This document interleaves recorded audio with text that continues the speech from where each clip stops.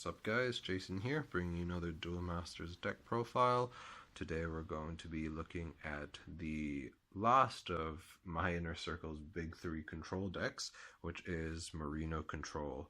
Now this deck is inspired by Earth Power's Marinomancer control deck. I really like how they were able to take a fairly obscure card and build a deck around it. And it's a deck that does flow very well. It's not powered by gimmicks, it's really just powered by synergy.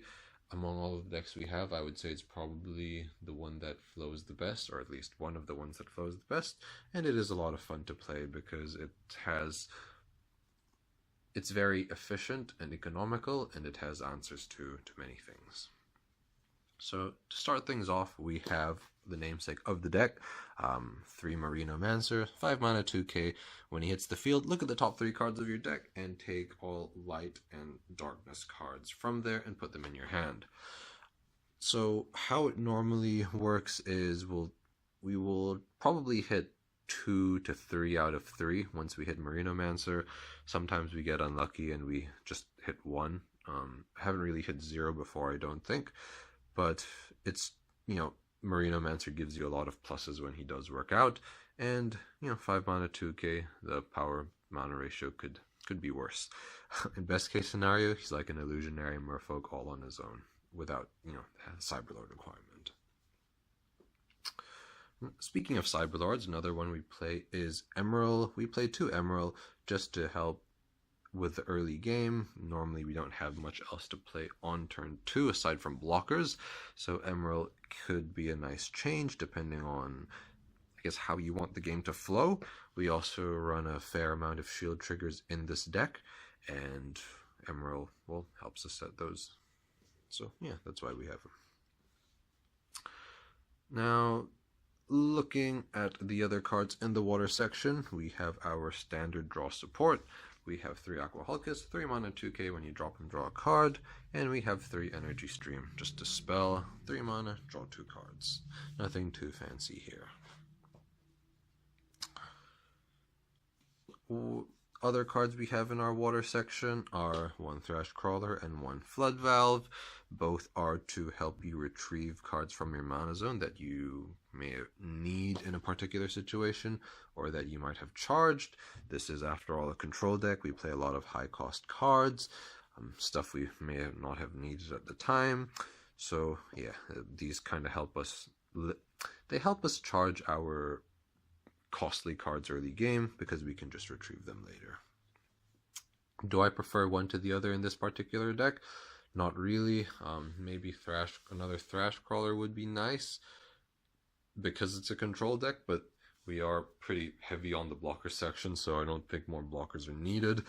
Flood Valve is actually a pretty clutch card in certain situations, just because of how the deck works and all the the pluses that we get from our come into play effects.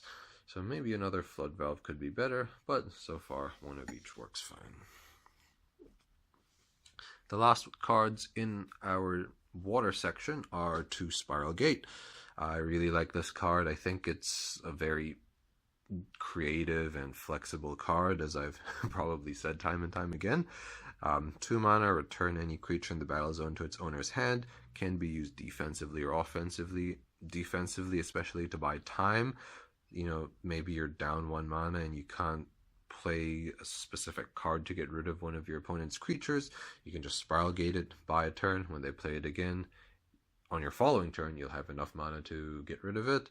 And a lot of our creatures in the deck have come into play effects, so Spiral Gate can help us reuse those as well. So, some multi-civ cards that we have 2 Tajimal, Vizier of Aqua, 3 mana 4k blocker. He is the fire killer. When he battles fire creatures, he gets an additional 4k power, so that's just a very, very powerful effect since he trades with or kills all of the the typical fire boss cards. And he's an initiate as well because we play an initiate evolution, so that's another reason why he's really good. Some other multi-civ cards are 2 Bluum Erkis, Flare Guardian. The effect of this card is when he breaks and he's a double breaker, look at the shields that he breaks. If there are any shield trigger spells that you've broken, then you can cast them at no cost. So, for example, if you break into Tornado Flame, you can cast Tornado Flame to destroy one of your opponent's creatures. The trade-off between Bluum and Bolmedius is that, for Bluum, the highs are higher, and for Bolmedius, it's kind of just, what you see is what you get. Bluum has higher highs, but Bolmedius has more stable averages, if that's one way you want to think about it. 6 mana, 8.5k though, very beefy, very efficient. Yeah, just an overall good card to have in the deck.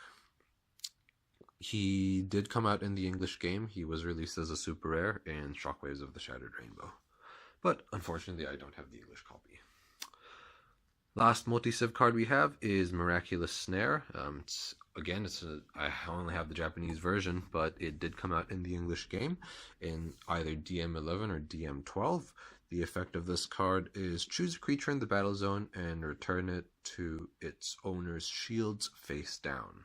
So this is another card that can be used both offensively and defensively. For example, if you're in a bit of a situation, you can Miraculous Snare one of your own creatures and put it in your shields, or you can just use it on your opponent. Let's say your opponent has a Bluum out, you can just play it, and then it goes back in their shields, and you can pretty much play around that so they lose access to it for the rest of the game. Very cool card, and I think it's one that I've had a lot of fun using in this deck. Now, transitioning into the light section, we talked about initiates a little bit, so let's see them. That's going to be for Magris and for Sarius. So Sarius is your typical 2 mana 3k vanilla blocker, can attack other creatures because it's light privilege, and Magris is like the light's version of Aqua Hulcus, 4 mana 3k, when he hits the field, draw a card. So one of the reasons I think the deck flows very well is because of how well the mana curve is designed. We have a lot of turn 2 plays. We have, our blockers. We have Emeral. Turn 3, we have Hulcus and Stream. Turn 4, we have Magris. Loco, as we'll see in the darkness section. And then turn 5, Marinomancer for the big play. And then, turn 6 onwards, that's when we can really start, making some bigger plays.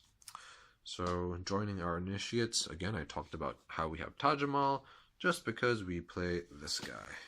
We play 2 Craze Valkyrie, the Drastic, 6 mana, 7.5k. When you put him into the battle zone, tap 2 of your opponent's creatures, basically Moonlight Flash, or as I like to call it, Pseudo Holio on wheels. He's just really good when he hits the board. You pretty much wipe out all of your opponent's creatures.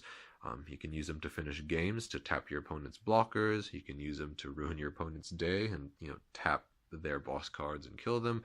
Just a very, very good card, and I'm surprised that it took me so long to discover this card. But yeah, very good card. Initiates are a pretty good race too. 4 mana, 2 mana, 3 mana bait.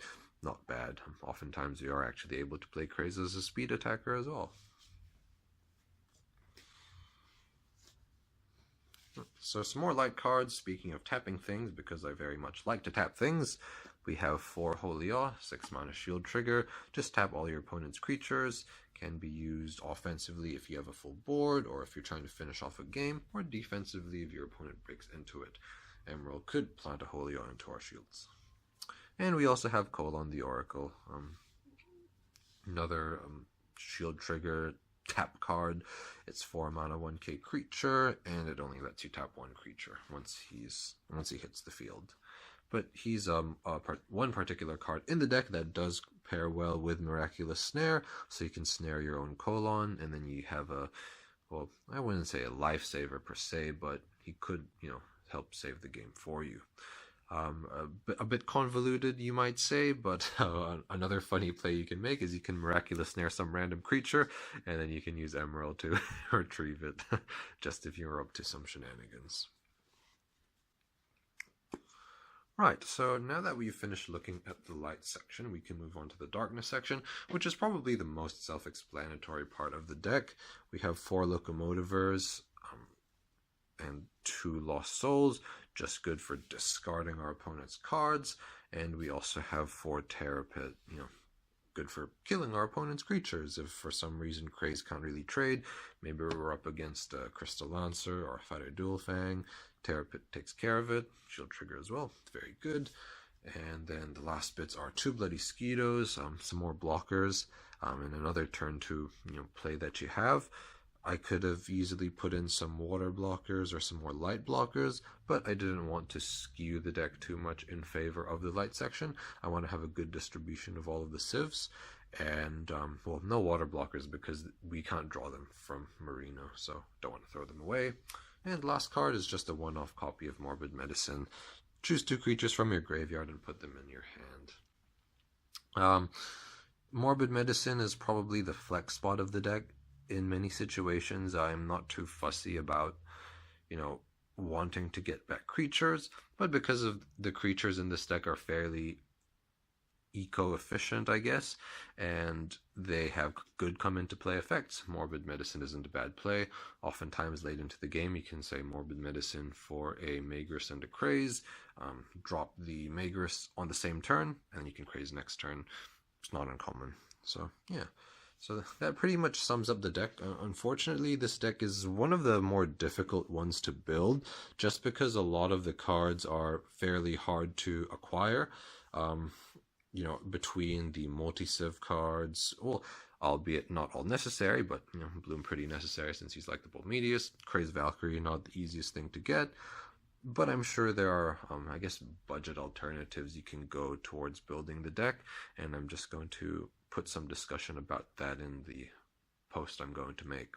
So I hope you like the deck. It is a lot of fun. Out of all of the decks, as I've probably said, it does flow very well. It's oftentimes you are just playing, card after card every turn, and this deck does have a lot of answers and has some cool creative plays that you can make. Hope you enjoyed the video, and have a great day.